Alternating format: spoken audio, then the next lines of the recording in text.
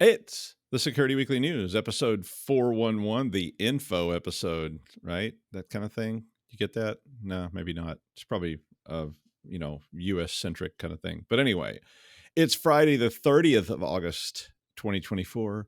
That means that this weekend is Labor Day in the United States, and summer will officially end on Tuesday. I think it ends on Tuesday morning at midnight, or maybe that's Mardi Gras. I'm not sure. One of those things. But the fashion people say this is the end of summer, but the official end, of course, is the 22nd of September when the autumnal equinox occurs. That's if you just want to be scientific about it. We got Daleks, AVTECH, Palo Alto, VMware, Travel, California, AI, Dreamin, Aaran Leyland, and more on the Security Weekly News. This is a Security Weekly production for security professionals by security professionals. Please visit securityweekly.com/subscribe to subscribe to all the shows on our network. We interrupt our program to bring you this important message. It's the show that keeps you up to date on the latest security news twice a week. Your trusted source for accurate security information and expert analysis. It's time for the Security Weekly News. ThreatLocker implements a least privileged approach to cybersecurity, blocking every executable unless specifically authorized by your team. This methodology mitigates ransomware, supply chain attacks, zero-day exploits, and ensures 24/7, 365.25 protection for your organization. To learn more about how ThreatLocker can help prevent known and unknown threats in your digital environment, safeguard your data and operations from threat actors, and align your organization with respected compliance frameworks, visit securityweekly.com/threatlocker. Application Security Weekly delivers interviews and news from the worlds of AppSec, DevOps, and all the other ways people find and fix software flaws. Join us as we explore how the latest news highlights modern security practices or reminds us of the missing ones. We also bring insights from interviews on topics from training to threat modeling, from open source tools to cloud-native techniques, plus an occasional reference from new wave to synthwave. Find us at securityweekly.com/subscribe or look for Application Security Weekly wherever you pick your podcasts. All right, from exile on the island of Elba, it's the Security Weekly News. I'm Doug White. Hit that like and subscribe button and leave a comment, or we'll have to sell the yacht. I mean, come on. Have you ever seen the Security Weekly yacht? I mean, hit the button. Keep us going. All right. Well, if you're like me and you remember when you got to install those IP-based cameras to replace those old weird CCTV cameras that were operated by a guy named Mort down in the basement, well, you set them up on the buildings. You set up a VLAN. I use 233 because it's a Fibonacci number. And then you set up your monitors, storage, and such, right? All on that VLAN, on VLAN 233. Use VLAN 233. It'll make me happy. And then I rigged a firewall so that there was only very limited remote access to that network, and you had to use a VPN to get to it, and it was only my static IP that could even do that. So nobody could get to it. So when I saw this story, I thought, well, if my old CAM network's still operational, probably is, it's fine. But if you did bad things, you were naughty, and you dumped your IP cameras on a public VLAN because you just use VLAN 1 for everything, well, the Corona Mirai botnet would like a word. The botnet apparently is spreading through a remote code execution that is it's about 5 years old. So this is an exploit that's old, but it's old in something else that's old. AVTECH IP cameras, which we all had. I think they say AVTECH, but AVTECH IP cameras are everywhere. Every storage building, every, missile silo. I mean, they had these things all over the place, and there's no patch. Those things were end of life a long time ago. But guess what? You put those cameras up, they work, they keep working, they survive the great storm of 97 and on and on and on. And Akamai found this flaw, and they said that it's in the brightness function of the cameras, which these things talk over open IP networks. They're not encrypted. They're very, very, the first time I saw these things, I said, this needs to be on a private VLAN like everything else like this. And I did that. So this would allow an unauthenticated attacker to inject commands over the network into your cameras, which means they can probably tap your camera feeds or even push things onto them. Who knows what they can do? The issue affects all AVTECH AVM 1203 IP cameras, which are the ones everybody has. And according to CISA in the United States, there are public exploits available for this right now. I mean, as you would guess, it's a 5-year-old exploit. So look, I really did do mine right. I'm not even lying. For once, I did the right thing. And they're safe from this if they're still operational because of the way the VLAN is set up. But yours, I hope you did it my way and not the way I keep seeing when I was doing audits of companies and going, you realize all this stuff's on your same VLAN 1, right? And you probably should separate that out. So you may have some of these things, even if you don't know you have them, because there may really be a guy named Mort down in the basement who watches them, and it may be on your public network. So find out, like scan for them now. Malware that is disguised as the legit Palo Alto Global Protect tool, speaking of VPNs, is being used to target Middle Eastern organizations. And I always hate it when stories start with that because it makes all of us kind of go, whew, I don't have to worry about that. I'm not a Middle Eastern organization, but you do. Because if it works in the Middle East, it will work for some 10-year-old kid in Red Hook. Palo Alto Global Protect is a legitimate, commonly used tool that Palo Alto puts in place to provide cloud-based VPN access with multi-factor support. So a lot of people are familiar with Global Protect. I don't just mean internal IT people. I mean, marketing people. I mean, we all use it, right? Trend Micro found this campaign and they said they don't know how the malware is being delivered, but said it's likely a phishing email. Imagine that. The victim ends up running a file called setup.exe, and that deploys globalprotect.exe, which all looks really legit above board. And it has config files and everything. And it looks like normal Global Protect, but then the malware is installed in the background while this thing is running. The malware checks to see if it's in a sandbox, and if it's not, it runs the primary code, sends a system profile to the command and control server, and after it's all running, it sends out beacons at regular intervals using the Interact SH open source tool, which is also totally legit. So far, except the fact that maybe these other people can access your systems through it. So far, the operation appears to be highly targeted, but if they can do it to them, they can do it to you, and they probably will pretty soon. Or maybe they won't do it, but somebody else will. Now, given that, this story said that commercial spyware vendors and state-sponsored attackers in Russia are sharing exploits. No. Yes. Google security team said that they observed an operation in which a number of Mongolian government organizations were targeted by Russian state-sponsored APT and that they were using some familiar exploits. Imagine that. And after some review, the Google team linked the exploits to exploits that were being used by Intellexa and NSO Group, which are commercial surveillance vendors. A watering hole website was set up and phishing lures were sent out so that rats could be installed on the victim's machines that exfiltrated info and eavesdropped on conversations.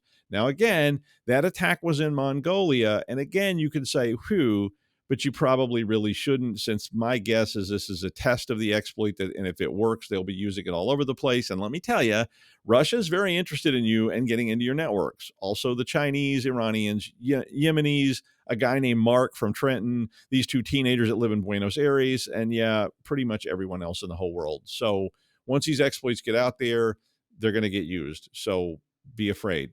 You should be. And speaking of which, so more of this, a social engineering campaign targeting more than, wait for it, a deli in Burkina Faso? Nah.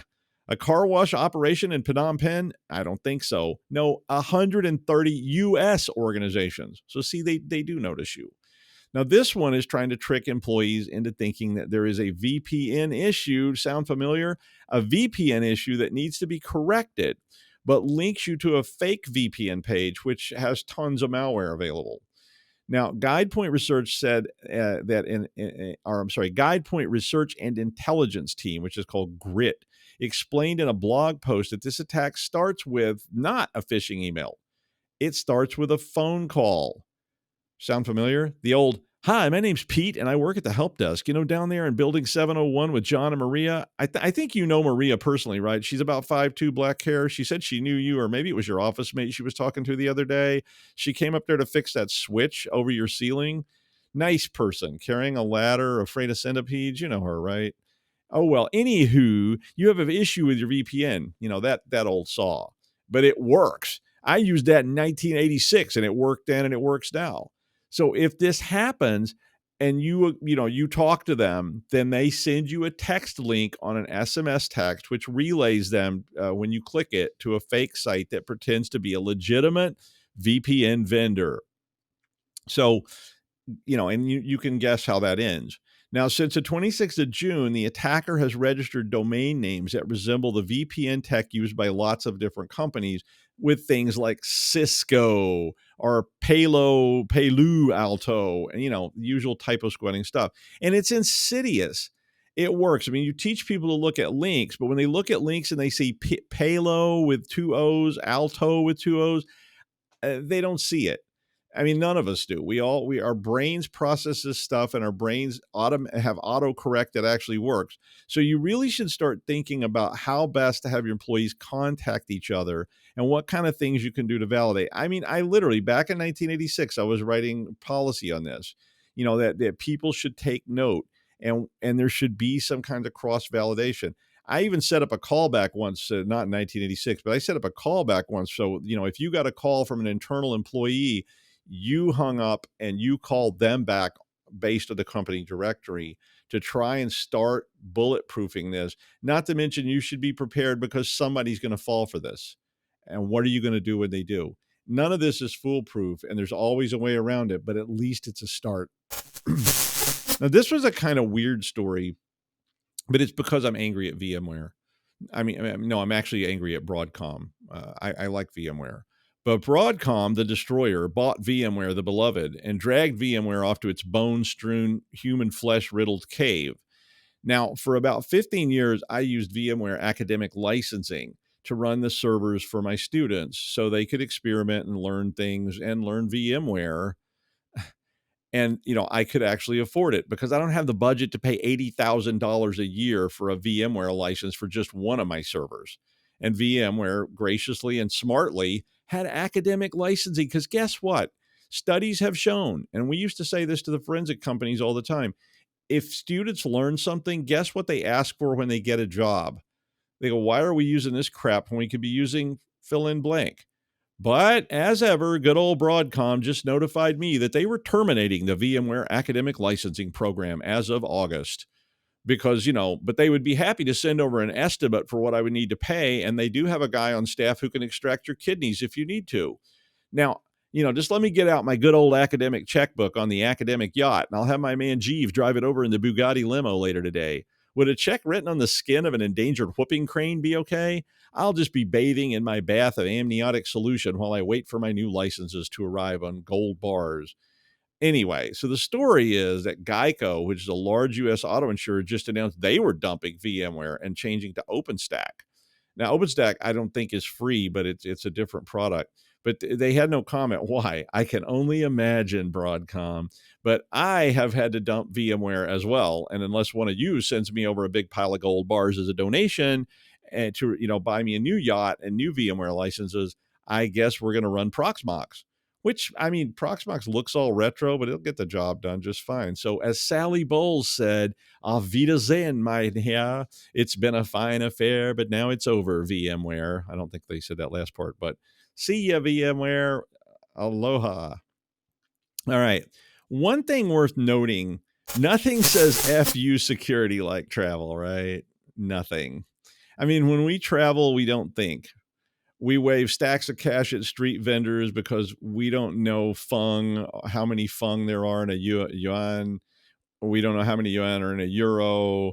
When your connecting flight to Denpasar gets canceled and you're running through the Pudong airport trying to find another option besides just giving up and going out for bouts on the boon, well, you don't think, right? It's the perfect scenario for security problems. We've all been there. I know you have. I have many, many times.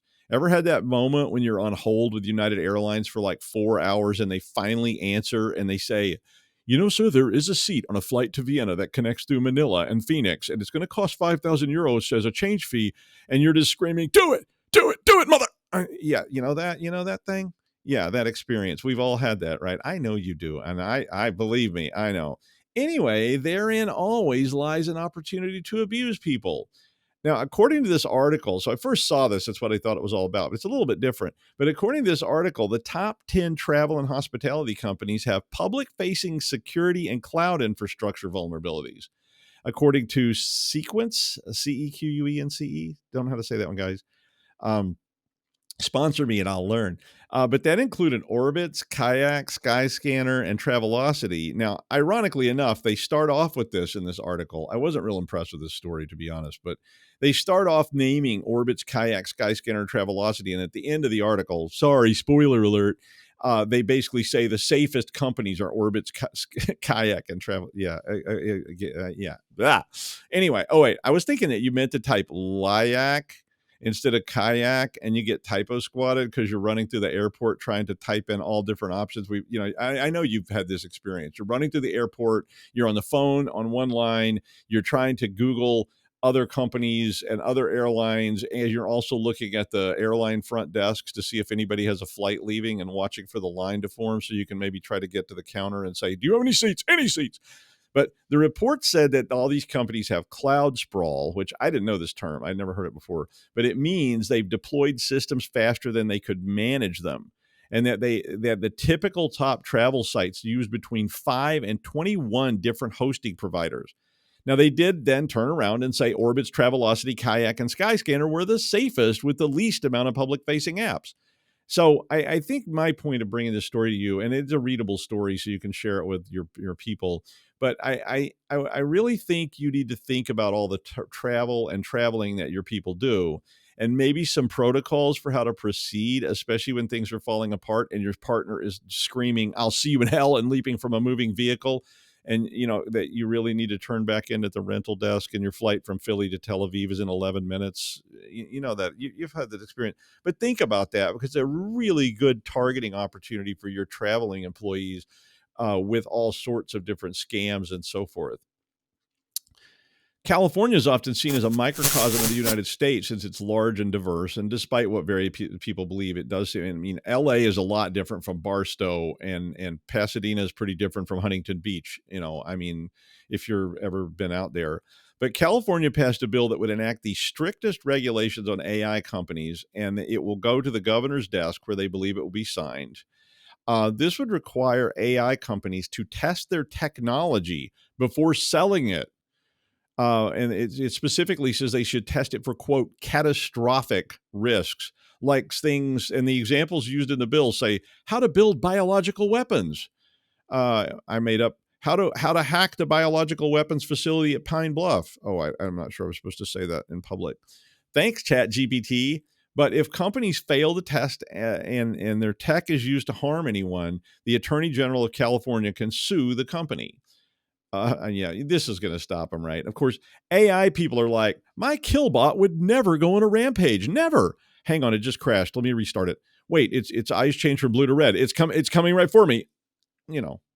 Weird burbling noises in the background.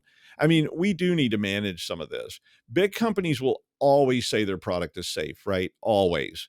Remember 4 out of 5 doctors recommend Lucky Strike. I might feel better. Yeah, you remember those? How about, gee, Dad, this DDT not only kills those pests, it makes our food taste so much better. Yeah, big companies never lie to sell you dangerous products. Never. So at least this bill is a start. It's sort of getting out of the blocks. There's a lot of details about the bill and a lot of interviews with different people within, but I don't have enough time for that. Well, from over the horizon emerged a man in a tutu and a luchador mask who called himself Aaran Leyland. Welcome back to the land of living and not seeing Oasis this week. Hi, Aaron. Don't talk about Oasis. I've got a flight tomorrow and I have to be on the tube at 0920. So I have a period tomorrow between 0900 and 0920 to try and buy the most sought after ticket since the Beatles in 1969 or something like that, or Taylor Swift a few weeks ago. Yeah. But Oasis are playing 5 nights. No, they are. I saw they were going to do a new tour. Yeah, after 15 years of brothers punching each other and hitting each other with teddy bears and stuff, it's quite a big deal over here. But I guess Oasis never really broke America. I sort of No, I not really. guess Not many Americans know who Oasis is, there's some good but they're very, stories of very big in Europe. Yeah. some good stories about maybe Liam Gallagher going off to find cocaine and ending up on crack cocaine, and that's why the tour failed and they didn't break America. So hey ho, I You know, don't even know. hey, Queen didn't really break into America either, you know. That's crazy, isn't it? Like one of Isn't the it? It was biggest crazy. bands I of mean, all time. Queen didn't really have any impact in the United States until "We Will Rock You" came out, and and Wow. people were like, "Wow, this is a new band," and it's like, no, I think they've been around a bit. In fact, I guess their biggest break besides that was doing the soundtrack for Highlander. Oh yeah, and what a great Because soundtrack Highlander that did is. break through in the United States, and suddenly, there were people were like, "Who's this strange band that wrote all these songs?" Like, Right. wow. There's not a bad song on Highlander. No, It's there's great. not. Yeah, it's a great, Oh, great let soundtrack. let's start a music I'm sorry, show. I'll let you do your story No now, no though. no no. We'll start a music show and you can talk and I'll No, I just know we listen in should. awe of Yeah, your knowledge. we can have some fun. Okay, you do your story though now before this ends up being the 2 hours of discussion of great bands that didn't break through in the United States. Oh, let's go. Okay, the link to the article from the registers in the show notes. Okay. The title is Microsoft Security Tools Question for Treating Employees as Threats. Way back when I was last on the show, I talked about something similar, but it's something that's really important in the news again and definitely worth talking about because honestly, it's only going to get more complicated and ethically grey. So, software designed to address legitimate business concerns about cybersecurity and compliance um, treats employees as threats, normalizing intrusive surveillance in the workplace, according to a report from Cracked Labs. Right, I'm just going to go through some highlights of this, and then I'm going to hit some meat of the report, and then a little bit of professional commentary at the end. Okay, overview. It's titled Employees as Risks. And as I say, Cracked Labs, who are a Vienna based nonprofit. The key findings, as I said there, surveillance normalization, software designed for cybersecurity and compliance, often treats employees as threats, normalizing intrusive surveillance. And all this is about blurred boundaries. So the lines between information security, corporate information protection, fraud prevention, and compliance enforcement are increasingly blurred. A little bit about the capabilities of the surveillance software. It can monitor file activity, clipboard activity, application activity, browser activity, communication via email, chat, voice, badging activity, performance review data, and screen activity. So just about everything I could have thought about there is involved in this. And it's of course it does. Uses AI-based profiling to identify, as it calls, anomalous behavior. And this is sounding very China now, calculates risk scores and flags potential insider threats. So this apparently targets disgruntled employees. Is that not everybody at some point in their life? Those with bad performance reviews. Hopefully, none of you. And even they've coined this phrase internal activists. So just highlights of the concerns raised. Intrusiveness, extensive data collection and behavioral profiling can lead to employees being treated as suspects without cause. And I think that this is really bad, right? There's also, of course, always false positives, and the system may generate inaccurate alerts, leading to unnecessary scrutiny of employees. That's all what we all need when we're there with anxiety and stuff over work normally, and when we just have a machine ticking in the background scoring us and how good an employee we are. But a big thing that's like this is what I talked about a few weeks ago is employee mistrust. So people with this type of sort of thing held above them actually have been proven to like not to sort of not be as good employees and not work as hard because of this surveillance. So the report says it fosters mistrust and may be disproportionate to the actual risks. Of course, we have legal and ethical implications, data protection, compliance with GDPR, other data protection laws, and the report says that they don't believe that this ethical concern is being fully addressed. And then, of course, human rights. Have we got any? But surveillance technologies may infringe on employees' physical privacy and basic liberties. And then there's loads of that talks about regulatory scrutiny, increasing interest from regulators like the FTC and the National Labour Relations Board, the NLRB, in the implications of workplace surveillance. Okay, I'm going to go through a bit of this. Okay, and I'm going to mention the name of the researcher, Wolfie Crystal, and the research was conducted between 2021 through to early 2024. Okay, let's talk. I'll give him a little voice. The purpose of the report, Crystal told the Register, is to raise questions about the appropriate extent of workplace surveillance in the light of increasing amount of data collection through online activity logs and communications data available to organizations. Crystal outlines, here's some of the highlights from the report that he talked about. Both ForcePoint and Microsoft offer to monitor and analyze file activity, clipboard activity, application activity, browser activity. This is all the stuff went into email, chat, message, voice communications, badging activities, performance review data, and even screen activity. Crazy.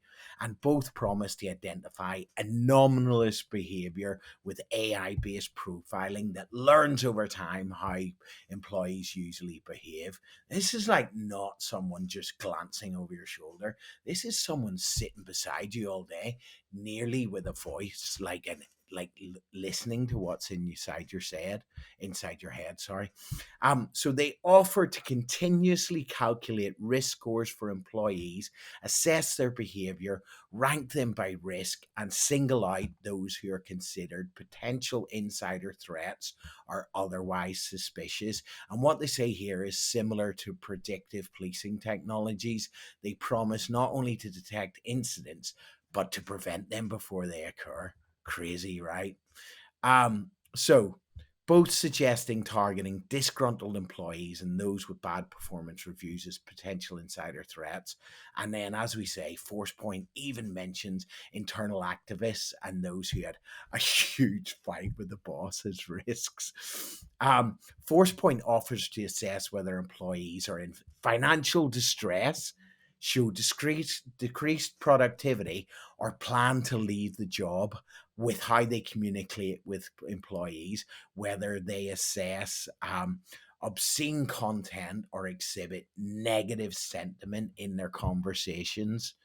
And with Microsoft, the communication compliance system, I'm sure a lot of you will have heard of Purview, offers to scan communication content for many different purposes, from detecting profanity, offensive language, and inappropriate text to corporate sabotage, data leaks, bribery, money laundering, insider trading, conflicts of interest, and workplace conclusion. Right, crazy stuff. It says none of this is to suggest that employers don't have the right to manage employees or indeed the obligation to ensure the security of the workforce. Yet, as the report points out, employee surveillance fosters mistrust, may be disproportionate, and comes with potential problems like false positives and inaccuracies. Okay, so there's like recommendations from the report. It goes on about proportionality and necessity. It says implement safeguards. It says it needs legal compliance. It goes on about in the future advances in behavioral and predictive analytics, IoT devices, cloud computing, and remote work have made extensive data collection easier. And there's also increase of insider threats, and it's talking about needing stricter data protection regulations, and all of this is what's driving the adoption of surveillance and technologies. But there we go. Okay. And my favorite, because I'm a good person, the ethical use of technology. Is this an ethical use of technology? Okay, so I'm sure you'll make up all your own minds. Back to Dr. Doug in the studio, who, if you kidnap him, he has the ability to tell you all about my compromising stories. Peace out, party people. That I can. So but don't kidnap me. I'll do it voluntarily. Just buy me a drink or two. Then you get it all for free. You don't even need to commit crimes. Thank you, Aaron. Yeah, and so I saw Aaron's story, and I actually put up a story very similar to this because I think this is a huge issue, and we're going to see more problems with it and good things from it. If you think AI is a problem, you'll love this one too. So, police using chatbots to write reports. Now, I mean that should really end well when the AI decides the crime isn't heinous enough and states not only was the suspect speeding in a school zone, but killed and ate 4 students and left a dead bear in Central Park. I have some grave concerns about this early adoption of this, but a police department in Frederick, Colorado bragged that they were, quote, the first law enforcement agency in the world to go live with Axon Draft 1, which is a tool from Axon that allows a chatbot to spit out an AI-generated police report based on the body cam almost as soon as it's recorded. Now, Axon also just happens to make body cams, mind you. They also make tasers, I think. But they said it was based on the narrative in the body cam audio. Has anybody ever seen Brazil? If you haven't seen Brazil, you should watch Brazil. Tuttle, Buttle. It's almost the same thing. I mean, I wonder what happens when they pull over a Scottish person and get them on the cam. I mean, how good is that? We try the AI out with like different British accents, some Scouse accents, maybe, some Welsh. How about a bunch at once? So everybody's talking at the same time. I mean, they probably do as well as the police do. Anyway, it should be an interesting transcript. But despite the brag, Frederick, and it's not even so much that I'm criticizing Axon for putting this product out, because I think it may do a good job considering the kind of the police transcripts I've read. But Frederick was advised to restrict their use of the chatbots to only minor incidents and charges, which already sounds ominous. CSI bots on the case, boss. Should I start sterilizing the scene with napalm? Program initiated. Exterminate. That kind of thing. I mean, honestly, the article has a really fair treatment of this product, without a doubt. And I mean, the biggest thing here is kind of like what Aaron was saying about these work-related things. If the AI is creating transcripts of a crime scene or a body cam, okay, it probably will do at least as good of a job as a human will. But the officers are going to have to proofread this. And this is where my concern starts. And again, it comes back to ethics. If the officer just says, I'm busy, I got another call, and they sign this and dump it in the file, there's no telling what may have been hallucinated there. They're going to have to read them still and proofread them and correct them. I mean, when you have students turning in programming assignments, it says, yes, Jimmy, I'll be happy to help you with that. And you're going, yeah, no way Chat GPT generated this. I mean, there's a lot of safeguards on this product to try to prevent misuse and to make it obvious that somebody didn't proofread it. But I mean, I've seen a lot of lazy stuff going on in the world, and time will tell that, whether this is going to all go badly or not. I mean, just like, any lazy people using ChatGPT anyway. So you use the tool the right way and it probably won't go all Dalek on you. But if you're lazy and you just sign something and dump it in the file, and this is going to hurt you too, officers, because you're going to be the one that gets called out for this report. And that suspect who is on trial is going to get this evidence thrown out because it's a mess. And because halfway through it, you didn't correct all the things you were supposed to correct. So just be warned, this is not a substitute for people doing their job. Just like the stuff with HR or employee evaluations is not a substitute for actual human oversight. But hey, that's just me. And that is the news. Thank you, Aaron. And I will see you not next week, because next week we got some great Vault episodes for you because it's a holiday week. But we will have episodes, so be sure and tune in. There's some old funny ones. You can see what I looked like a long time ago. But we will see you again a week after that. So have a nice Labor Day holiday if you get that holiday. If not, well, tough. See ya. Bye.